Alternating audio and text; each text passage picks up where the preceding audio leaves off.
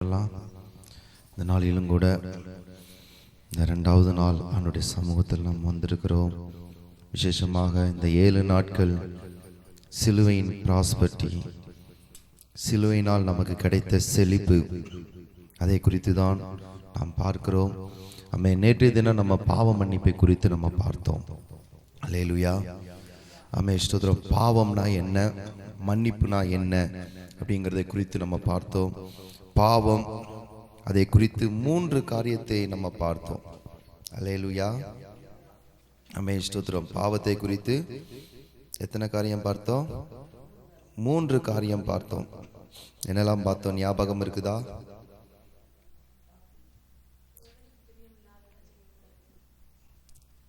தேவனுக்கு 3 காரியம். தேவன் கொடுத்த வாழ்க்கையை வாழாமல் இருப்பது பாவம். அல்லேலூயா. 2வது, நம்முடைய இருதயத்தில் துர்க்குணம் இருந்தா அது பாவம். 3வது, தேவனுடைய வார்த்தைக்கு எதிர்த்து நிற்கிறது பாவம். நான் என் இஷ்டப்படி தான் இருப்பேன் அப்படின்னு சொல்லுகிறது பாவம். ஸ்தோத்திரம். இந்த பாவம் என்னெல்லாம் செய்யுது அப்படின்னா, தேவனிடத்திலிருந்து நமக்கு ஒரு பிரிவை கொண்டு வருகிறதுன்னு பார்த்தோம். இந்த பாவம் நம்மளை அடிமைப்படுத்துகிறதுன்னு பார்த்தோம். இந்த பாவம் நம்மளை அழிவுக்கு நேராக கொண்டு போகிறத பார்த்தோம். இந்த பாவம் நம்மளை தேவனுடைய சித்தத்திலிருந்து நம்மளை விலக்குகிறதுன்னு பார்த்தோம். இந்த பாவம் தேவனுடைய வார்த்தையை மீற வைக்கிறது, அக்கிரமத்தை கொண்டு வருகிறது. இந்த பாவம் ஆவிக்குரிய மரணத்தை, நித்திய பிரிவை நம்ம கொண்டு வருகிறது என்பதை குறித்து நாம் பார்த்தோம். அல்லேலூயா. ஆனால் மன்னிப்பை குறித்து நம்ம பார்க்கும் பொழுது, இந்த மன்னிப்பு என்ன செய்யுது அப்படின்னா, இந்த மன்னிப்பு கிருபையினால நம்மளை சுற்றிலும் வேலி அடைத்து நம்மளை பாதுகாக்கிறது. அல்லேலூயா. இந்த மன்னிப்புங்கிறது நம்மளை தண்டனைக்குரியவனாய் மாத்தாமல், இந்த மன்னிப்புங்கிறது நம்மளை கிருபையினால் பாதுகாக்கிறது. 2வது, இந்த மன்னிப்பு நமக்குள்ள இருக்கிற அந்த பாவத்தை, அந்த பாவத்தின் விளைவுகளை, அந்த பாவத்தினால் வந்த அந்த தீமைகள், பலவீனங்களை இந்த மன்னிப்பு நம்மளை விட்டு எடுத்து போடுகிறது. அல்லேலூயா. 3வது நம்ம பார்த்தோம், மன்னிப்பு அப்படின்னா அவருடைய கரத்தினால நம்மளை மூடி வைத்துக் கொள்ளுகிறார். அல்லது ஸ்தோத்திரம், இந்த மன்னிப்பை குறித்து நம்ம பார்க்கும் பொழுது அவர் நமக்கு நம்முடைய பாவத்தை மறைச்சி ஸ்தோத்திரம், அவர் நீதியை வெளிப்படுத்தி காட்டுகிறார். அல்லேலூயா. அப்படின்னா எப்படி அப்படின்னா, இப்ப பிதாவாகிய தேவன் நம்மளை பார்க்கும்பொழுது டைரக்டா நம்மளை பார்க்கிறவர் கிடையாது, கிறிஸ்துவின் மூலியமாக நம்மளை பார்க்கிறார். அல்லேலூயா. இப்ப கிறிஸ்து நமக்கு முன்பதாக நிற்கிறபடினால் ஸ்தோத்திரம், பிதாவாகிய தேவன் நம்மளை டைரக்டா பார்க்க மாட்டாரு, கிறிஸ்துவின் மூலமாக நம்மளை பார்க்கிறதுனால ஸ்தோத்திரம், நம்முடைய பாவம் அல்ல, நாம் நீதிமானாய் காட்டப்படுகிறோம். அல்லேலூயா. இதை குறித்து தான் நாம் நேற்றைய தினம் பார்த்தோம். அல்லேலூயா. சுதரம். இன்னைக்கு என்ன பார்க்க போறோம் அப்படின்னா, இன்னைக்கு நம்ம சாபத்தை குறித்து நம்ம பார்க்க போகிறோம். ஸ்தோத்திரம். சாபம்னா என்ன, சாபம் எப்படி வருகிறது, ஸ்தோத்திரம், சாபத்தை நம்ம எப்படி மேற்கொள்வது. ஸ்தோத்திரம். வசனம் சொல்லுகிறது, வேதத்துல வாசிக்கும் பொழுது கிறிஸ்து நமக்கு சாபமாகி விட்டார். அல்லேலூயா. கலாத்தியர் 3:13 வாசிக்கலாம். கலாத்தியர் 3:13 வாசியுங்கள்.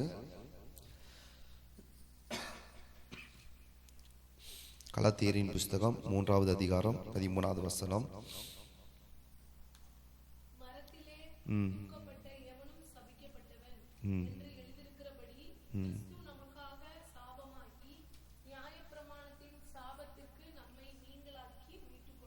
அல்லேலூயா.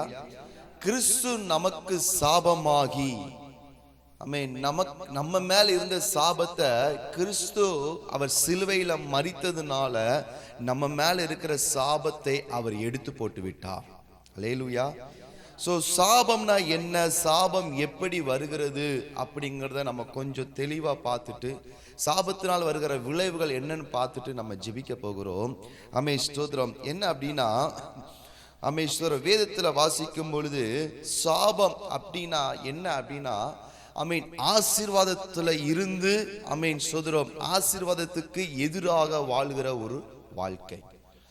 ஸ்தோத்திரம். இன்னும் புரிதமா நான் சொல்லுகிறேன். இந்த பூமியை ஆண்டவர் அழகாக படைத்தார்.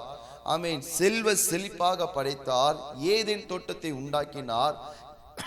ஏதேன் தோட்டத்துல ஆமென் தேவையான எல்லா ஆமென் செடி கொடி மரங்கள் நல்ல கனிகளை தருகிற எல்லாத்தையும் வைத்திருந்தார். ஆமென் ஏதேன் தோட்டத்துல நன்மை தீமையின் கனி ஆமென் ஜீவ விருட்சத்தின் கனியை வைத்திருந்தார். இந்த ஏதேன் தோட்டம் செல்வ செழிப்பா இருந்தது. மனுஷனுக்கு தேவையானது எல்லாமே உள்ள இருந்துச்சு. அல்லேலூயா. அங்கே ஒரு ஆறு ஓடி அது 4ஆய் பிரிந்து ஓடினது. அந்த ஆறுல நல்ல தங்கம் ஆமென் எல்லாமே இருந்தது. நல்ல பொன் விளைகிற பூமியாய் இருந்தது. ஆமென் ஸ்தோத்திரம். இதுதான் தேவன் கொடுத்த ஆசீர்வாதம் உள்ள வாழ்க்கை. அல்லேலூயா. இதுதான் தேவன் கொடுத்த ஆசீர்வாதம் உள்ள வாழ்க்கை. ஆமென் ஸ்தோத்திரம். வேதத்தில் நம்ம வாசிக்கும் பொழுது தேவனுடைய ஆசீர்வாதத்துல இருந்து விலகி ஆமென் ஸ்தோத்திரம் வாழ்ந்தோம் அப்படின்னா அது சாபமான வாழ்க்கை. அல்லேலூயா. ஆசீர்வாதத்தை விட்டு வெளியில வந்துட்டாலே சாபம் வந்துவிடும். ஆமென். இன்னும் புரிதமாய் சொல்றேன், 2 விதமான ஆளுகை இருக்கிறது. ஒன்று தேவனுடைய ஆளுகை, 2வது பிசாசின் ஆளுகை. அல்லேலூயா. தேவனுடைய ஆளுகை எப்படி இருக்கும் அப்படின்னா அது ஆசீர்வாதமா செழிப்பா நிறைவா இருக்கும். பிசாசின் ஆளுகை எப்படி இருக்கு அப்படின்னா இந்த செழிப்பு அகைன்ஸ்டா அல்லது ஆப்போசிட்டாக எதிர்மறையாக இருக்கும். ஆமென். வேதத்தில் வாசிக்கும் பொழுது ஆதியாகமத்தின் புஸ்தகம் 3வது அதிகாரத்தில் இதை நம்ம நல்ல தெளிவா நம்ம பார்க்கலாம். ஆமென். பிசாசானவன் நம்முடைய வாழ்க்கைக்குள்ள அவன் வருவதற்கு அவன் நேரடியாக வரமாட்டான். அவன் சில தந்திரங்களை பயன்படுத்துவான். அல்லேலூயா. ஆமென். இப்போ நல்ல ஆசீர்வாதமாய் தேவனுடைய வார்த்தைக்கு கீழ்ப்படிந்த நல்ல ஆசீர்வாதமாய் வாழ்ந்து கொண்டிருக்கிற ஆதாம் ஏவாள் நல்ல செழிப்பா இருக்கிறாங்க. ஏதேன் தோட்டத்துக்குள்ள நல்ல செழிப்பா இருக்கிறாங்க. ஒரு குறைவும் அவங்களுக்கு இல்லை. ஆனா இவங்க வாழ்க்கைக்குள்ள பிசாசு வருவதற்கு ஒரு வழியை யோசிக்கிறான். இவங்க நல்ல செழிப்பா இருக்கிறாங்களே, இவங்க இந்த செழிப்பை விட்டு வெளியில வரணும், இந்த ஆசீர்வாதத்தை விட்டு வெளியில வரணும்னு சொல்லி சர்ப்பம் என்ன செய்யுது அப்படின்னா பிசாசானவன் சர்ப்பத்தின் மூலியமாக தந்திரமாக ஏவாள் கிட்ட வந்து பேசுறான். அல்லேலூயா. எப்படி டைரக்டா இல்ல, அவன் வந்து தந்திரமாக வந்து பேசுறான். ஆமென். அங்க பேச ஆரம்பிக்கிறாங்க. ஆண்டவர் சொன்னாரு இந்த ஏதேன் தோட்டத்தை என்ன செய்யணும், பண்படுத்தணும், காக்கணும். இதுதான் உங்க வேலை. ஆனா இங்க என்ன நடக்குது அப்படின்னா பிசாசானவன் என்ன செய்யற அப்படின்னா இந்த சர்ப்பத்தின் மூலமாக வந்து அங்க தந்திரமாய் பேசுகிறாள். இவள் போய் அங்க அதிக நேரத்தை செலவு பண்ண ஆரம்பிக்கிறாள். சர்ப்பத்தோட பேச ஆரம்பிக்கிறாள். சர்ப்பம் கொஞ்சம் கொஞ்சமாக இவளுடைய சிந்தனையில சில கலைகளை விதைக்கிறது.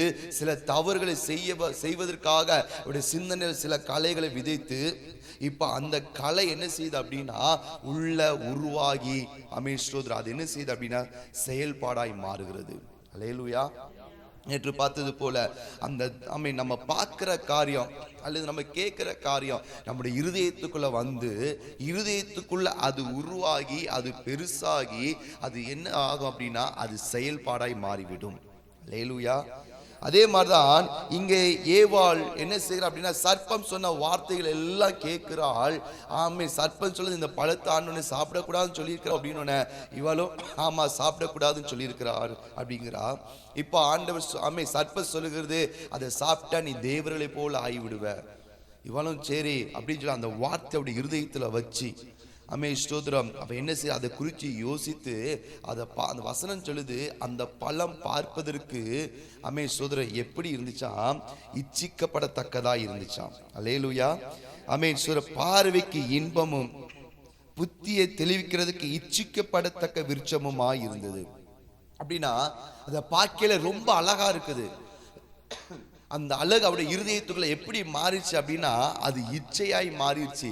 இப்ப அது என்ன செய்யற அப்படின்னா அதை பறித்து புசித்து இவளும் சாப்பிடுகிறாள், தன் கணவனுக்கும் கொடுக்கிறாள். அல்லேலூயா. அப்போ டைரக்டா நம்முடைய வாழ்க்கைக்குள்ள பிசாசானவன் சாபத்தை எப்படி கொண்டு வர்றான் அப்படின்னா சில மனுஷங்க மூலியமாக ஆமென் அவன் சாபத்தை நம்முடைய வாழ்க்கையில கொண்டு வருகிறான். அல்லேலூயா. ஆமென். எது சாபம், எப்படி சாபம் வருது அப்படின்னா ஆண்டவர் சொல்லினார் இந்த பழத்தை நீங்க புசிக்க கூடாது, புசிக்கிற நாள்ல சாகவே சாவாய். ஆமென் ஸ்தோத்திரம். இங்கே வாசிக்கும் பொழுது ஆமென் தேவனுடைய வார்த்தைக்கு நம்ம கீழ்ப்படியல அப்படின்னா சாபம் வருகிறது. அல்லேலூயா. இதை தெளிவா நம்ம பார்க்கலாம் அப்படின்னா உபாகமத்தின் புஸ்தகம் 28வது அதிகாரம் 1வது வசனத்தை வாசிங்களேன். உபாகமம் 28:1.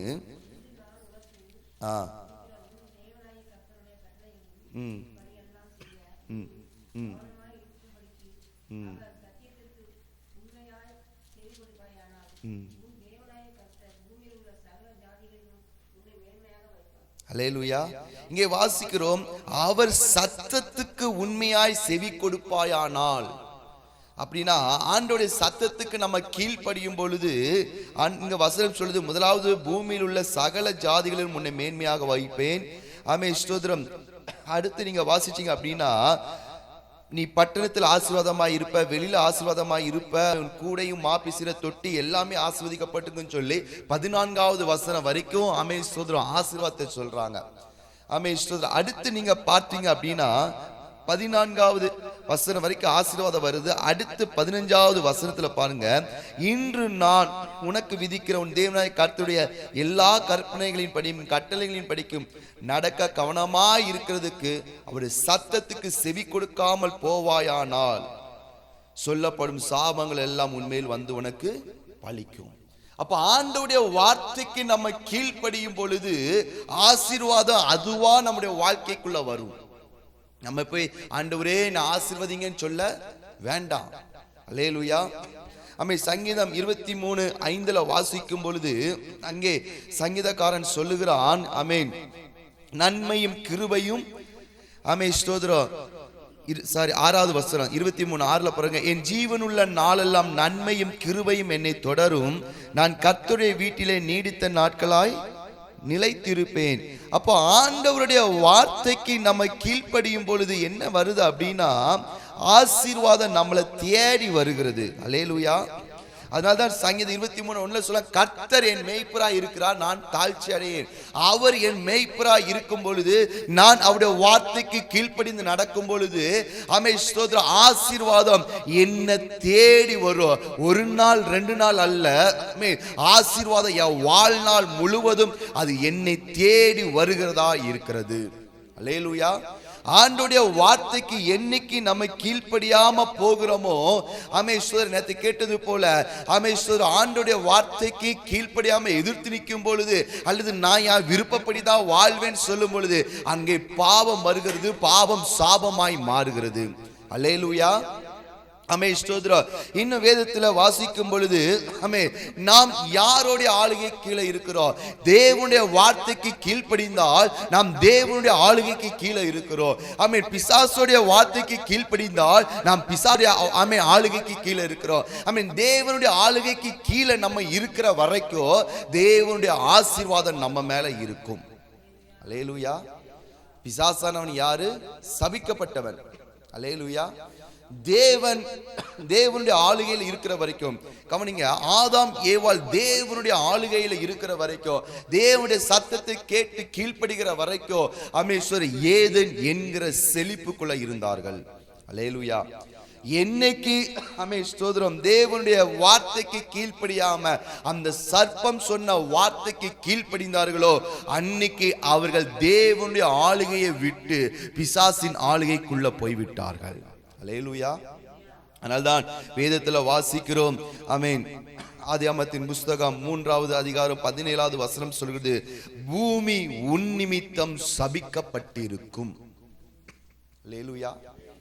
இந்த பூமியை ஆளுகை செய்து கொண்டிருக்கிறது பிசாசானவன், உலகத்தின் அதிபதி. அவன் என்ன செய்தான் அப்படின்னா இந்த பூமியை அலங்கோலமாக்கி வைத்திருந்தான், அந்த பூமியை ஒழுங்கின்மையும் வெறுமையுமாக்கி வைத்திருந்தான். தேவன் தன் சத்தத்துக்கு கீழ்ப்படுகிற ஆமென் ஸ்தோத்திரம் ஒரு மனுஷனை உண்டாக்க வேண்டும் என்று சொல்லி அவர் ஆதாமை உண்டாக்கி அவனுக்காக இந்த பூமியை அழகுபடுத்தி இந்த பூமியை செல்வ செழிப்பாக்கி இந்த பூமியில ஒரு ஏதேன் தோட்டத்தை உண்டு பண்ணி அந்த ஏதேன் தோட்டத்தில் அவனை வைத்திருந்தால் தேவனுடைய வார்த்தைக்கு கீழ்ப்படுகிற வரைக்கும் அவனுக்கு கஷ்டம் இல்லை, அவனுக்கு பாடு இல்லை, அவனுக்கு வேதனை இல்லை, எதுவுமே இல்லை. என்னைக்கு தேவனுடைய வார்த்தைக்கு கீழ்ப்படுகிறதை விட்டுட்டு இந்த சர்ப்பத்தோட வார்த்தைக்கு கீழ்ப்படினானோ அன்னைக்கு இவங்களுடைய வாழ்க்கைக்குள்ள சாபம் வர ஆரம்பித்தது. அல்லேலூயா. நம்ம வசனத்தில் வாசிக்கும் பொழுது ஆதியாகமத்தின் புஸ்தகம் 3வது அதிகாரம் 17, 18, 19 வாசிக்கும் பொழுது பாருங்க, பூமி உன் நிமித்தம் சபிக்கப்பட்டிருக்கும், நீ உயிரோடு இருக்கும் நாளெல்லாம் வருத்தத்தோட அதனுடைய பலனை புசிப்பாய், அது உனக்கு முள்ளும் குறுக்கும் முளைப்பிக்கும் வெளியின் பயிர் வகைகளை புசிப்பாய், நீ பூமியிலிருந்து எடுக்கப்பட்டபடியா நீ பூமிக்கு திரும்ப மட்டும் முகத்தின் வேரால் ஆகாரம் புசிப்பாய், நீ மண்ணாய் இருக்கிறாய், மண்ணுக்கே திரும்புவாய் என்றார். அல்லேலூயா. அப்படின்னா சாபம் என்ன செய்கிறது அப்படின்னா, வாசிக்கும் பொழுது அது வருத்தத்தை கொண்டு வருகிறதா இருக்கிறது. அல்லேலூயா. நம்ம அதை கவனிச்சு பார்க்கணும். நம்ம வாழ்க்கைக்குள்ள சாபம் இருக்குதா என்பதை நாம் கவனிச்சு பார்த்து இன்னைக்கு அதுக்காக ஜெபிக்க போகிறோம். சாபம் என்ன செய்கிறது அப்படின்னா அது வருத்தத்தை கொண்டு வருகிறதா இருக்கிறது.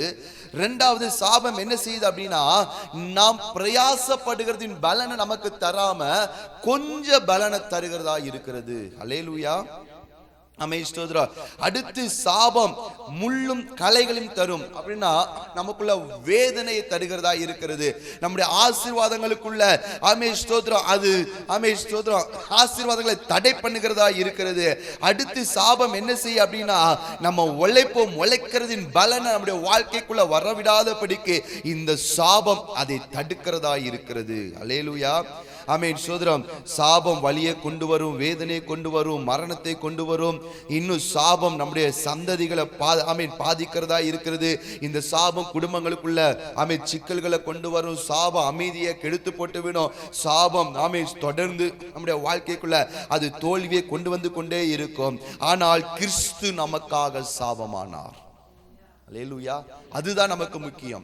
இங்க நிறைய சாபங்களை பார்த்தோம். சாபம் எப்படி வருதுன்னு பார்த்தோம். தேவனுடைய வார்த்தைக்கு கீழ்ப்படியல அப்படின்னா அங்க நம்ம என்ன செய்கிறோம்? சாபத்துக்குள்ள போகிறோம். அல்லேலூயா. ரெண்டே காரியம். ஒன்னு, தேவனுடைய வார்த்தைக்கு கீழ்ப்படிந்தா ஆசீர்வாதம்.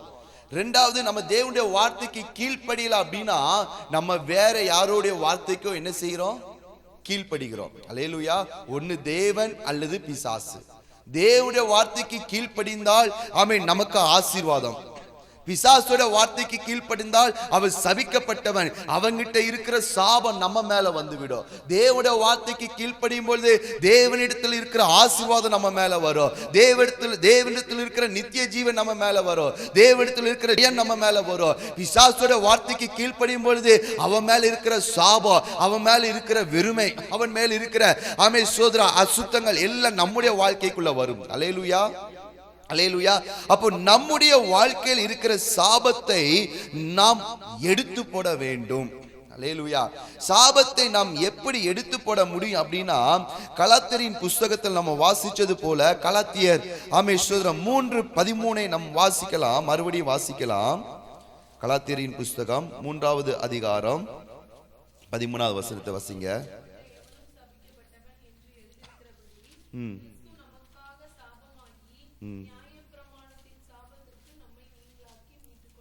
அல்லேலூயா. அப்ப கிறிஸ்து நமக்காக சாபமாய் விட்டார் அப்படின்னா கிறிஸ்து நம்முடைய சாபத்துக்காக மரித்து விட்டார். கல்வாரி சிலுவையில நம்முடைய சாபத்துக்காக அவர் என்ன செய்து விட்டார்? மரித்து விட்டார். ஆனா நம்முடைய வாழ்க்கையில் இருக்கிற சாபம் எப்படி மாறும் அப்படின்னா 3:11 வாசிக்கும் பொழுது பாருங்க, விசுவாசத்தினாலே நீதிமான் பிழைப்பான். அல்லேலூயா. விசுவாசத்தினால நீதிமான் பிழைப்பான். அதை இன்னும் கொஞ்சம் தெளிவா பார்த்து அப்படின்னா விசுவாசத்தினால் நீதிமான் வாழ்வான் என்று சொல்லப்பட்டிருக்கிறது. அல்லேலூயா. அப்படின்னா என்ன அப்படின்னா கிறிஸ்து நமக்காக சாபமானதை நாம் என்ன செய்ய வேண்டும் அப்படின்னா அதை விசுவாசிக்க வேண்டும். அல்லேலூயா. கவனிங்க, ரொம்ப முக்கியமானது. சிலுவையில இயேசு என்னுடைய சாபத்துக்காக தான் மரித்தார். நான் செய்த தவறுகள், என் வாழ்க்கையில வந்த கீழ்ப்படியாமையினால் வந்த பாவங்கள் எல்லாவற்றிற்காகவும் கிறிஸ்து மரித்தார் என்று சொல்லி நாம் அறிக்கை செய்யும் பொழுது, நாம் நம்முடைய பாவத்தை அறிக்கை செய்யும் பொழுது நம்ம ஆண்டவர் சிலுவையில மரித்தார் என்பதை நாம் விசுவாசித்து நம்பும் பொழுது நம்ம கிட்ட இருக்கிற சாபம் எல்லாம் அது கிறிஸ்துவுக்கு மேல போய்விடுகிறது. அல்லேலூயா. நம்ம சொல்ல சொல்ல நேத்து நான் சொன்ன பாருங்க, நம்ம பார்த்தோம்ல நம்முடைய பாவத்தை அறிக்கை செய்யும் பொழுது இந்த பாவம் நம்மளை விட்டு வெளியே வந்து அது கிறிஸ்துவிடம் போய் ஒட்டி கொள்ளுகிறது. கிறிஸ்து அந்த பாவத்துக்காக மரித்ததுனால அவரிடம் இருக்கிற அந்த நீதி, அவரிடத்தில் இருக்கிற அந்த இரத்தம் நம்ம மேல வடிந்து அது என்ன செய்கிறது அப்படின்னா நம்முடைய பாவத்தை கழுவி சுத்திகரிக்கிறதா இருக்கிறது. அல்லேலூயா. நாம் பாவத்தை அறிக்கை செய்யும் பொழுது நம்மகிட்ட இருக்கிற பாவம் கிறிஸ்துவிடம் போகிறது. ஆமென், ஸ்தோத்திரம். கிறிஸ்துவிடம் இருக்கிற அந்த இரத்தம், அவர் சிந்தின அந்த இரத்தம் நம்முடைய பாவத்தை கழுவி நம்மளை சுத்திகரித்து நம்மளை பாவியாய் அல்ல, நம்மளை அசுத்தனாய் அல்ல, நம்மளை நீதிமானாய் காட்டுகிறது. அல்லேலூயா, அல்லேலூயா. அதே போலதான் நாம் தேவனுடைய வார்த்தையை நம்பி விசுவாசித்து, ஆமென், ஸ்தோத்திரம், கிறிஸ்து எனக்காக சாபமானார், என்னுடைய சாபத்துக்காக தான் சிலுவையில மரித்தார் என்று சொல்லி நாம் விசுவாசித்து அறிக்கை செய்யும் பொழுது நம்மிடம் இருக்கிற சாபம் அது கிறிஸ்துவின் மேல போகிறது. கிறிஸ்து சம்பாதித்த ஆசீர்வாதம் அது நம்ம மேல வருகிறது. அல்லேலூயா. இங்க ஒரு எக்ஸ்சேஞ்ச் நடக்கிறது. நம்ம மேல இருக்கிற சாபம் நம்ம அறிக்கை செய்யும் பொழுது, ஆண்டவரே எனக்காக தான் நீங்க சிலுவையில சாபமானீங்க, என்னுடைய சாபத்துக்காக தான் நீங்க சிலுவையில மரிச்சீங்கன்னு சொல்லும் போது நம்ம மேல இருக்கிற சாபம், நம்ம மேல வந்த சாபம் எல்லாம் கிறிஸ்துவுக்குள்ள போகிறது. அல்லேலூயா. அப்ப சாபம் போயிட்டு அப்படின்னா அப்ப கிறிஸ்துவிடம் இருக்கிற என்னது இருக்குது? கிறிஸ்துவிடம் ஆசீர்வாதம், கிறிஸ்துவிடம் இருக்கிற அந்த ஆசீர்வாதம் நம்ம மேல வருகிறது. அல்லேலூயா. சாபம் போனா என்னது வருது? ஆசீர்வாதம் வருகிறது. சாபம் யாருடையது சொல்லுங்க? பிசாசுடையது. இந்த சாபம் நம்முடைய வாழ்க்கைக்குள்ள எப்படி வருகிறது? ஏதோ ஒரு மனுஷன் மூலமா தான் வரும், ஏதோ ஒரு காரியத்தின் மூலமா தான் வரும். ஆமென். நான் அடிக்கடி சொல்லுகிறது போல, ஆமென், ட்ரீம் மூலியமாக அல்லது யாரோ சொன்ன ஒரு வார்த்தையை நம்ம சிந்தனையில ஆமென் யோசித்துக் கொண்டே இருக்கும் பொழுது அல்லது பயத்தின் மூலமாக பிசாசானவன் இந்த சாபத்தை நம்முடைய வாழ்க்கைக்குள்ள கொண்டு வருகிறார். நாம் கிறிஸ்துவிடத்துல, ஆண்டவரே நீங்க என்னுடைய சாபத்துக்காக தான் மரிச்சீங்க ஆண்டவரே, அதை நான் நம்புறேன், அதை நான் விசுவாசிக்கிறேன், அதை நான் அறிக்கை செய்கிறேன் ஆண்டவரேன்னு சொல்லி ஆமென் நாம் சொல்லும் பொழுது நம்மகிட்ட இருக்கிற சாபம் கிறிஸ்துவிடம் போகிறது. கிறிஸ்துவிடம் இருக்கிற ஆசீர்வாதம் அது நம்ம மேல வருகிறது. அல்லேலூயா, அல்லேலூயா. ஆமென், ஸ்தோத்திரம். அந்த ஆசீர்வாதம் நம்ம மேல வரும்பொழுது அடுத்து நம்ம தொடர்ந்து என்ன செய்யணும் அப்படின்னா தேவனுடைய வார்த்தைக்கு கீழ்ப்படிந்து நடக்க நடக்க நடக்க நம்முடைய வாழ்க்கையில ஆசீர்வாதம் வந்து கொண்டே இருக்கும். அல்லேலூயா, ஆமென், ஸ்தோத்திரம். இன்னும் வேதத்தில் நம்ம வாசிக்கும் பொழுது ஆமென், இஸ்ரவேல் ஜனங்கள் வனாந்தரத்துல 40 வருஷம் வாழ்ந்தாங்க. அல்லேலூயா, ஆமென். பூமி சபிக்கப்பட்டிருச்சு. இந்த பூமியில சபிக்கப்பட்ட இடம் அப்படின்னா எது? வனாந்தரம். அதானே சொல்லுவோம். அங்க செடி இருக்காது, கொடி இருக்காது, நிழல் இருக்காது, தண்ணி இருக்காது, எதுவுமே இருக்காது. அப்படி இருந்தா ஏதோ ஒரு இடத்துலதான் கொஞ்சோண்டு இருக்கும். அல்லேலூயா, ஆமென். அதே போலதான் மனுஷனுடைய வாழ்க்கையில சாபம் அப்படின்னா ஒண்ணுமே இருக்காது, எல்லாத்திலையும் குறைவுதான் இருக்கும். நிம்மதியா வாழ முடியாது, தூங்க முடியாது, சாப்பிட முடியாது, இருக்க முடியாது, எல்லாமே குறைவாதான் இருக்கும். அல்லேலூயா.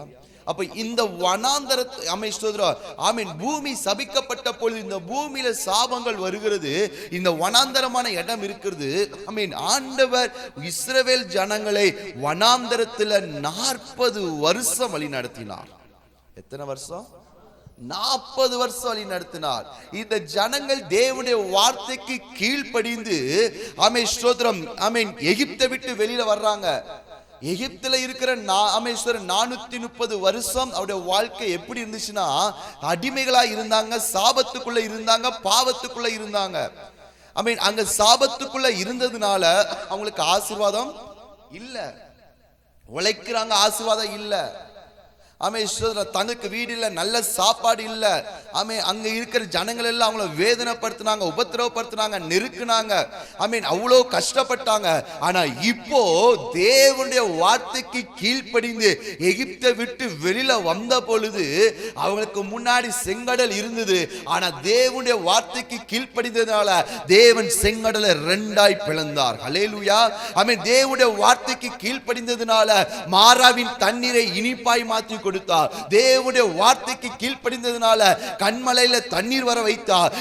அதை விட தேவனுடைய வார்த்தைக்கு கீழ்ப்படிந்து வந்ததுனால 40 வருடம் வனாந்தரத்தில் அவர்கள் பிரயாணம் பண்ணினார்கள். ஆனா ஒரு நன்மை கூட அவர்களுக்கு குறைவுபடல. அல்லேலூயா. எத்தனை வருடம்? 40 வருடம். உலகத்தின் பார்வையில அவன் வனாந்தரத்துல இருக்கிறான். ஆனா அவங்க வனாந்தரத்துல இருந்தாலும் வனாந்தரத்தில் இருக்கிற எந்த ஒரு ஆபத்தும் எந்த ஒரு பலவீனமோ தன் ஜனங்களை தொடுவதற்கு தேவன் விடவில்லை. அல்லேலூயா. வனாந்தரத்துல கொடிய விஷப்பூச்சிகள் உண்டு, அது ஜனங்களை தொடல.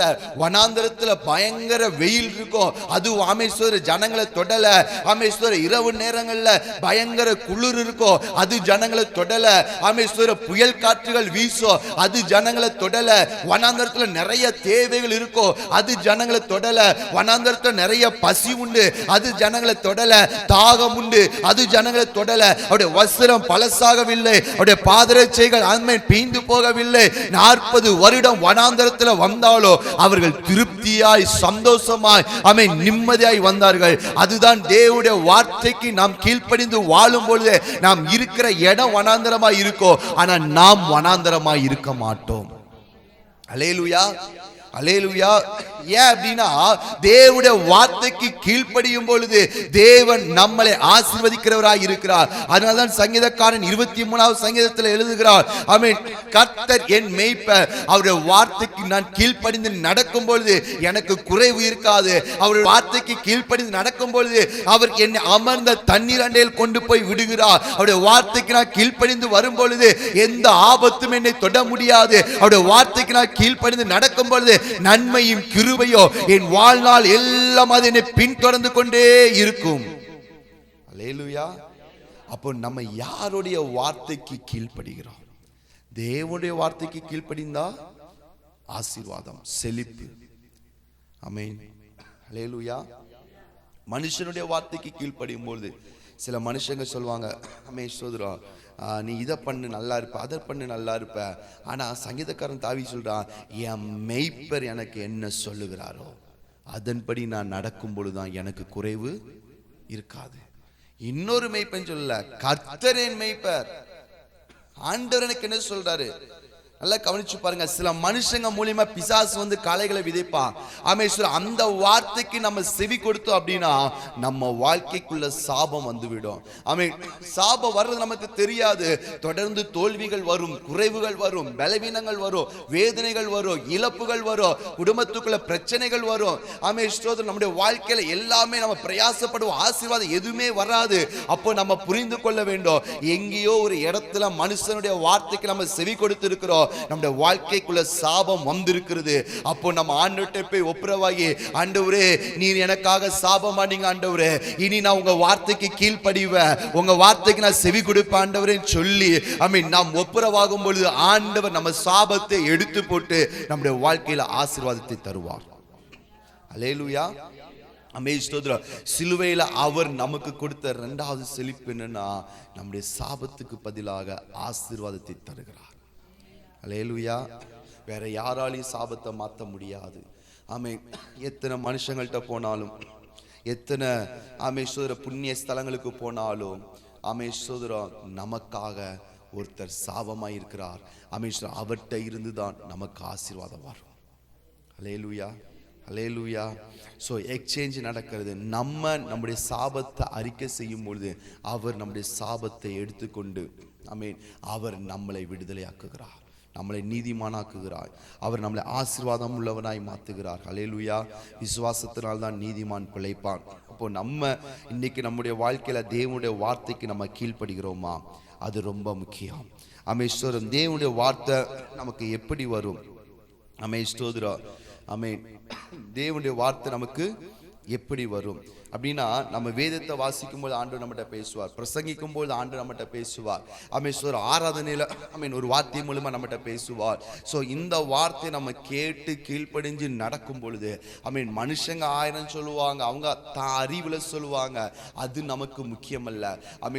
ஆண்டவர்கிட்ட இருந்து நமக்கு வார்த்தை வரும்பொழுதுதான் அவர்கிட்ட இருந்து நமக்கு ஆசீர்வாதமும் வரும். அல்லேலூயா. அல்லேலூயா. ஆமென், ஸ்தோத்திரம். சாபம் ரெண்டு காரியம் அப்படின்னு ஒன்று தேவனுடைய ஆசீர்வாதத்தில் இருந்து நம்ம வெளியில போகும் பொழுது, அல்லது தேவனுடைய ஆளுகையில இருந்து நம்ம வெளியில போகும் பொழுது நமக்கு சாபம் வருகிறது. அல்லேலூயா, அல்லேலூயா. ஆமென், ஸ்தோத்திரம். ரெண்டாவது சாபம் எப்படி வருது அப்படின்னா, தவறான ஒரு காரியத்தை, தவறான பாதையில நம்ம தொடர்ந்து பிரயாணிக்கும் பொழுது சாபம் வருகிறது. அல்லேலூயா. கீழ்ப்படியாத போது சாபம் வருது. ரெண்டாவது தவற மறுபடி செய்யும் பொழுது அந்த தவறு என்ன செய்யுதுன்னா அது சாபமாய் வருகிறது. அல்லேலூயா. அப்ப இன்னைக்கு ஆண்டவர்கிட்ட நம்ம என்ன ஜெபிக்க போகிறோம் அப்படின்னா, ஆண்டவரே என் சாபத்தை நீர் மாற்றி போடணும். அல்லேலூயா, அல்லேலூயா. அப்ப கிறிஸ்து நமக்காக என்ன ஆனார்? சாபமானார். அப்படிதானே? அமேஸ்வர வசனம் அதான் சொல்லுது, கிறிஸ்து நமக்காக என்ன செஞ்சாரு? சாபமானார். அப்போ அமேஸ்வரம் அவர் சாபமாயிட்டார் அப்படின்னா, அமேஸ்வரம் நம்ம சாபத்தோட வாழ வேண்டிய அவசியம் இல்லை. அல்லேலூயா, அமேஸ்வரம். அப்போ நம்முடைய தேவனுடைய வார்த்தைக்கு கீழ்ப்படிய நம்ம ஒப்பு கொடுக்கும் பொழுது நம்முடைய வாழ்க்கையில் இருக்கிற சாபத்தை அவர் எடுத்து போட்டு ஆசீர்வாதத்தை நமக்கு தருகிறவராய் இருக்கிறார். அல்லேலூயா. இந்த ரெண்டாவது நாள்ல நம்ம ஆண்டுடைய சமூகத்தில் அந்த காரியத்துக்காக தான் நம்ம ஜெபிக்க போகிறோம். அமேஸ்வரம். ஒரே ஒரு வசனத்தை மட்டும் நம்ம வாசிச்சுட்டு வரலாம். யாக்கோபின் புஸ்தகம் 1வது அதிகாரம், அமேஸ்வரம் 13, 14, 15 நான் வாசிக்கிறேன். சோதிக்கப்படுகிற எவனும் நான் தேவனால் சோதிக்கப்படுகிறேன் என்று சொல்லாதிருப்பானாக. தேவன் பொல்லாங்கினால் சோதிக்கப்படுகிறவர் அல்ல, ஒருவனையும் அவர் சோதிக்கிறவரும் அல்ல. அவன் தன் சுய இச்சையினால் இழுக்கப்பட்டு சிக்குண்டு சோதிக்கப்படுகிறான். பின்பு இச்சையானது கற்பம் தரித்து அவன் பாவத்தை பிறப்பிக்கும். பாவம் பூரணமாகும் பொழுது மரணத்தை பிறப்பிக்கும். அல்லேலூயா. இச்சையானது என்ன செய்யுமா? கற்பம் தரித்து பாவத்தை பிறப்பிக்கும். அப்படின்னா கவனிங்க, நான் முன்னாடி சொன்ன மாதிரி இந்த ஏவாள் என்ன செய்கிறா அப்படின்னா, ஆமென், அந்த சர்ப்பம் சொல்லுது அந்த பழத்தை சாப்பிட்டா நீ தேவர்களை போல ஆய்விடுவேன்னு சொன்ன உடனே அந்த பழத்தை பார்க்கிறா. அது பார்வைக்கு இன்பமா இருக்கிறது. ரெண்டாவது அது இச்சிக்கப்படத்தக்கதா இருக்குது. அது தன் மனசுல அவன் தன் சிந்தனையில அதை இச்சிக்கிறான். இப்ப அது என்ன செய்யுது அப்படின்னா, இச்சி அப்படின்னா உள்ள அப்படியே கற்பம் தரித்து அது என்ன செய்யுது அப்படின்னா, அது பாவத்தை பிறப்பிக்கும். அப்படின்னா இவ போய் அந்த பழத்தை பறிக்கிறா பாருங்க. கற்பம் தரிச்சிருச்சு, இப்ப அது வெளிப்பட ஆரம்பிக்குது. அவ செயல்ல காட்ட ஆரம்பிக்கிறா. இத்தனை நாள் அதை பார்த்து மனசுக்குள்ள அதை இச்சித்து அது உள்ள பூரணமாகி இப்போ அது வெளிப்பட ஆரம்பித்து விட்டது. அல்லேலூயா, அல்லேலூயா. அது வெளிப்பட ஆரம்பித்ததுனால இப்போ அவங்களுடைய வாழ்க்கைக்குள்ள ஆவிக்குரிய மரணம் வந்து விட்டது. அல்லேலூயா.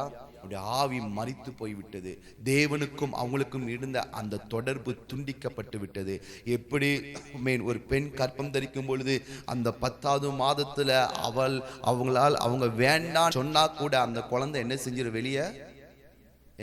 வெளியே வந்துடும். நம்ம இல்லை வேண்டாம் கூட ஒரு 2 மாசம் உள்ள இருந்துட்டு வானா இருக்குமா? அதே மாதிரிதான் இந்த பாவம் என்ன செய்யும் அப்படின்னா, நம்முடைய மனசுக்குள்ள வந்துருச்சுன்னா என்னைக்கா இருந்தாலும் ஒரு நாள் அது வெளிப்பட்டு தான் ஆகும். அல்லேலூயா, அல்லேலூயா. ஸோ அதனால தான் ஆண்டு சொல்றாரு, அது வெளிப்படும் பொழுது அது சாபமாய் மாறிவிடும். இன்னைக்கு இந்த 2வது நாள் ஆண்டவர் எதிர்பார்க்கிற காரியம் என்னன்னா, அமேஸ்வரம் உன் வாழ்க்கையில் இருக்கிற சாபம் மாறணும்.